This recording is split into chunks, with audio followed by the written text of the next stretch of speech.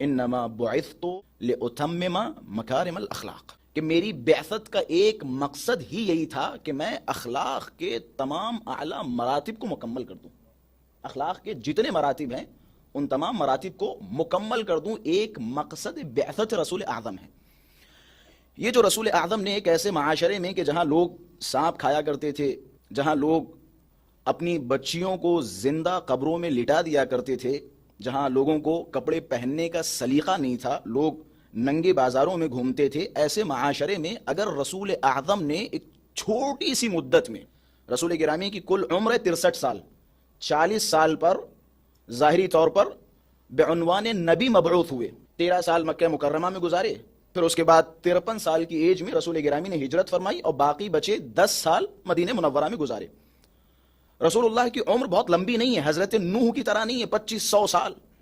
اتنی لمبی نہیں ہے، بہت مختصر، بڑی چھوٹی عمر ہے۔ لیکن اس مختصر اور چھوٹی عمر میں رسول گرامی نے ایک وہ ماحول کہ جہاں لوگ سانپ کھایا کرتے تھے، گندا پانی پیا کرتے تھے، چلنے کی تمیز نہیں تھی، بولنے کی تمیز نہیں تھی، رسول گرامی نے اس چھوٹی سی مدت میں اسی عرب کا پورا ماحول بدل دیا۔ ایک ایک شے کہ جس کی وجہ سے رسول گرامی نے یہ سارا کا سارا ماحول بدلا، وہ تھا رسول گرامی کا اخلاق، رسول گرامی کا اخلاق۔ جگہ جگہ اگر رسول گرامی کی کوئی تعریف کرتا نظر آتا تھا تو وہ ایک شے کہ جو سب سے پہلے بیان کی جاتی تھی وہ رسول گرامی کا اخلاق تھا۔ یعنی رسول گرامی نے یہ سکھایا کہ آپ اخلاق کے ذریعے معاشروں کو بدل سکتے ہیں، اخلاق کے ذریعے، حسن سلوک کے ذریعے۔ قرآن مجید میں اللہ تبارک و تعالی نے اس دوران تبلیغ رسول گرامی سے حکم دیتے ہوئے فرمایا، اے رسول وخفض جناحک، اپنے کاندھوں کو جھکا دو، تواضع کے ساتھ، انکساری کے ساتھ، فروتنی کے ساتھ ان لوگوں سے مؤاخذہ کرو، ان لوگوں کے درمیان جاؤ۔ امام حسن مجتبی علیہ الصلوۃ والسلام ایک بازار سے یا ایک باغ سے گزر رہے تھے، یہ دیکھیں تواضع اور فروتنی، کیسی تواضع، کیسی انکساری۔ حضرت نے دیکھا کچھ نوکر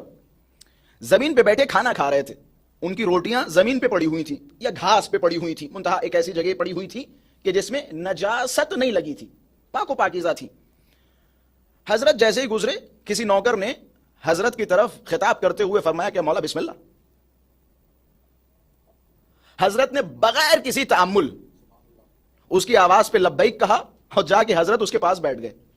روٹی کا لقمہ اٹھایا اور اس کے ساتھ کھانے لگے۔ یہ بھی نہیں کہ میں پہلے سنا دوں، بتا دوں کہ جناب چلو آج چلتے تمہارے ساتھ کھا ہی لیتے ہیں، کچھ بتانے کی ضرورت نہیں ہے، کچھ انہیں بتایا نہیں، حضرت چپ چاپ بیٹھے اور کھانے لگے۔ کھانے کے بعد جب فارغ ہوئے، پیٹ بھر کے حضرت نے کھانا کھایا، کھانے کے بعد فرمایا کل آپ ہمارے گھر پہ دعوت میں تشریف لائیے گا، آج ہم نے آپ کی دعوت قبول کی، کل آپ ہماری دعوت کو قبول کیجیے گا۔ یہ ہے تواضع، یہ ہے انکساری۔ رسول گرامی اعلیٰ اخلاق کے مراتب پہ فائز ہیں، لیکن وہی رسول گرامی امام حسن مجتبی کے بارے میں فرماتے لو کان الخلق رجلا لکان حسنا،